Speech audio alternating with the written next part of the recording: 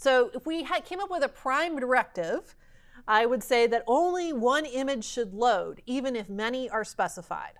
So this is the big problem back in the earlier days of responsive images, where we used to line up a whole bunch of image tags and we'd set some display properties. All of those images would typically load and we'd display one of them. So we actually made situations worse for ourselves.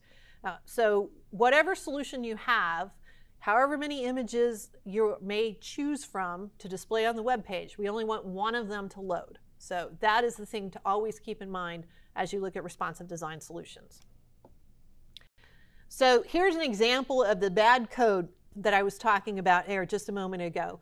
We used to do this in Bootstrap back in some of the early versions. We would have a div. Inside of it, we'd have two images. We'd give them classes. And then we'd use display none to turn on and off those images. Even if they're set to display none, both of these images are going to load. You've actually made your web page load more slowly than you would have if you just stuck with one image and just reframed it. So don't do this. Don't do this. Bad code. Okay. Other code you can use cautiously. So you have seen me use all the way up to this point in the course and going forward, you have seen me do this. We have an image on the page. We set the width to 100%.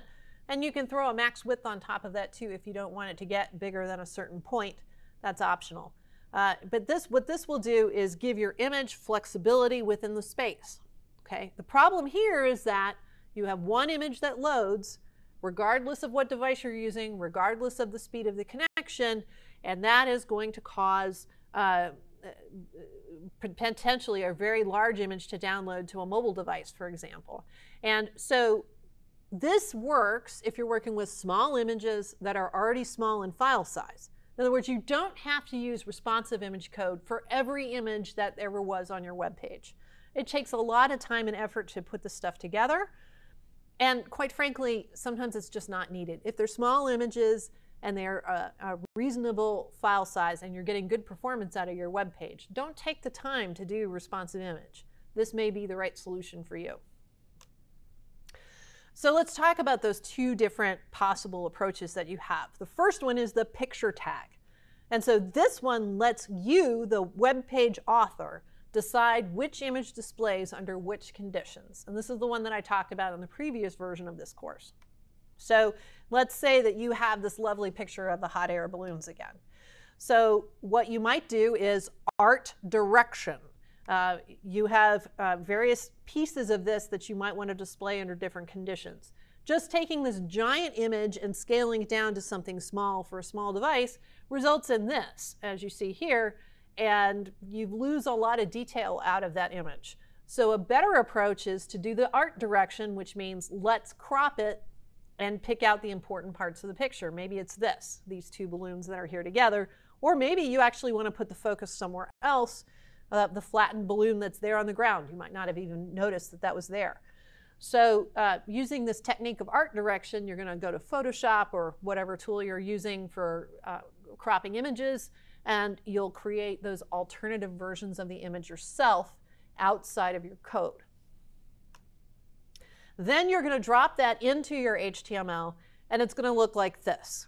You have a picture element that goes all the way around it, and then you're going to make use of the source element. If you're familiar with the audio and video elements, the source element is familiar to you. You can have as many of these source elements as you want. They stack one on top of the other, and they contain a source for the image, and they contain a media query. And the media query says, under whatever conditions you want, that you'd like this particular image to load. The media query is optional. You could use this in other ways. I'll show you in just a moment. But that is the typical way that the picture element is used. And then you can provide an alternative image. In this case, this is the smaller version of the image that will load either when the picture element is not supported, so you're on an old version of IE, or when you have this is the default image. So none of the media queries are satisfied, so this other image loads. In this particular code, if your screen was less than 850 pixels, you'd get the smaller image. You can also do this with different kinds of media queries. So here I've said, load this first one if the orientation is landscape. So let me say a little bit about media query with an orientation of landscape. Landscape and portrait, just like you've used in print for years. Landscape is wider than tall. Portrait's the other way around, taller than wide. When you are talking about this, you are not talking about your phone in portrait or landscape. That is not what we are referring to. We are actually referring to dimensions here. So if the window, the browser window, the window of the device is wider than it is tall, it is considered landscape.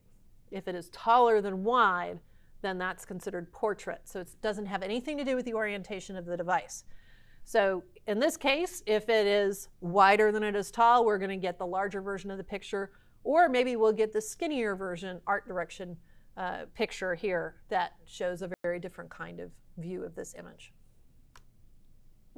You can also use this type of element if you want to make use of WebP images, for example. Those are supposed to be very good for image optimization. They're brand new format that are coming out from Google. They're supposed to be really good for compression and communicating more information and less disk size. So you really want to make use of your WebP images for performance reasons, but you want to provide a PNG in case the browser doesn't support WebPNG, or WebP, excuse me. So here we've got two versions. We've got the WebP version, we have a different version that's a PNG, and then we have a fallback. That might be something smaller. It's just a regular old JPEG. Okay? But there's a lot of things that pictures forget about responsive elements along the way. So it forgets to tell the browser things like, how big is the image location, that hole in the page layout? Remember that the browser is going to load from the top of the page going on down. When it hits that image, if it doesn't know how big of a space to leave for it, it's going to wait until it downloads the picture before it starts downloading the rest of the web page. So if we tell it how big that hole should be, then the browser knows to save that much space and it will continue to download it feel faster. How big are the images, or the peg that fits into that hole? How big are those images that might be displayed? So we have the size of the image, the size of the hole, and what is the pixel density of the screen. These are things that the browser doesn't know as it's waiting for these pictures to download. So you could compensate for that. You could write this piece of code with all of these different media queries, with min widths and max widths and device pixel ratios and all the rest of it. I don't have time for this. I don't know about you, but I have better things to do than to write this kind of HTML. So that is a possibility. You could do this. I think you'd be a little bit crazy. So this is where source set and sizes come in. But potentially the downside to this is that the browser is going to decide which image is going to display. So with picture, you have total control, but man, you might wind up writing some crazy HTML in order to get the right image displaying at the right place. Here, you're going to write much less HTML, but you leave it to the browser to decide. So as Eric Portis describes in his article here, I've cited it here. I encourage you to go and read this. He does a great job explaining this stuff. He says what the author knows as they write the web page and what the browser knows as it's loading the web page. And if you notice, they're sort of staggered in terms of their yes and no, in terms of viewport dimensions and screen density and source files and so forth. They stagger on down here. So what source set and sizes do, they work together to tell the browser everything it needs to know to make its best decision as to which image it should load. Okay, so it's going to tell it all of that. But remember, once again, I'm going to say this like 1,000 times, the browser gets to decide, and it may not decide what you think is best. So if you're a control freak, the picture element is totally for you. But if you're willing to give it up to write less code, then source set and sizes may be a better way to go. All right, so as I said, one more time, the browser decides which images it's going to load, and it may not load the image that you expect. Also, different browsers may make different choices. That's the crazy part. So what Firefox decides to do may be different than what Chrome decides to do.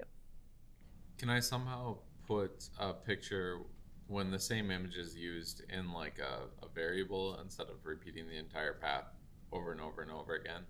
Well, this is HTML, not CSS. So I don't think you can do, I mean, maybe you could do something with JavaScript, but not in straight HTML. In fact, you know, for that matter, where is this stuff going to come from? Most likely, you're not going to write it in straight HTML. It's going to come off the server, or you're probably going to do something with JavaScript anyway. But I'm talking straight HTML here today. All right, so this is what the source set and sizes code winds up looking like. It's like this. And so let's walk through what this code is line by line. So first of all, the image tag, you know and love. So you have your image source, and you have your alt text always. So and that's going to be the same regardless of what image loads. So this is why you're going to use the same image and let the browser choose. So there's no art direction here. There's no different images that might require different alt text. It's all the same alt text. Okay, this part in the middle are the file names, and then next to it is something like 1024W. That is the width in pixels of that particular image. So here we've got three possible options. Small.jpg is the default with the source set. We have a 1024, a 640, and a 320 pixels. So it's kind of like in the old days when you used to put in the width in your image tag, you said width of 1024, that was 1024 pixels. And then sizes is the hole in the web page. So what this bit of code here says is, if the minimum width is at least 36 ems, then display the image at 33.3 viewport widths. Otherwise, display the image at 100 viewport widths. That's what that line of code means. Okay? So that's the way you would set up the code for source set and sizes. And you use them together. You might think, oh, this is a great way to deal with retina images as well, or other pixel-dense images. As Eric Portis points out in his article here, this one's at a list apart, it's a nice compact way to supply high DPI imagery, but it only works for fixed width images. So if your image is going to change dimensions, or if it's going to flex using that width of 100% or something, this type of code is not going to work for that. But it is another possible syntax. And you can combine these, which is probably the next question somebody had. So you have the picture tag. Inside of it, you can have your individual source elements, and then each of those can have source sets and sizes associated with them. So this is an example of how that code might look if you wanted to combine these things. All right, notice here that in the source media, this particular example that I got was from was of using the aspect ratio in the media query. So in other words, if it's a 16:9 screen, we're going to load one set of images, but if it's a 1:1 or square type of screen, we're going to load different types of images. Okay? So which should you use? Here's the big summary. So if you're on a picture tag, you're going to use the image is optimized for content reasons rather than technical reasons. So the content of that image is far more important than the technical considerations of speed of download. And then, of course, for source and source set, it's the other way around. There, we're going to have the technical reasons for downloading a particular image trump whatever is in the image. For the picture, the author is going to choose the best image. The browser is going to choose it under source and source set. And the images may be varied in different composition and dimension on the picture tag, but they should probably all be the same on source and source set. Whoops, that's wrong. Source set and sizes. And that's because the browser is going to choose which image is going to be used on the page. You probably don't want to have a variation of the composition of the picture. So finally, let me also just mention here real quick as we go forward, background images can also be responsive. What you want to do in order to make your background images, be sure that only one of them loads, is that you want to contain your background images in a media query. In other words, you're never going to have, as we have done many times now to this point, We have some styles that are outside of the media query that tend to be mobile in nature. You're never, ever going to put background images out in that particular part of your style sheet. The background images are always going to be inside of some kind of media query so that only one image will load under those conditions. Remember, we're the only crazy people that do this stuff with our browser windows and cause lots of images to download. Most people just open their browser window and read web pages. And so only one background image should download under those conditions.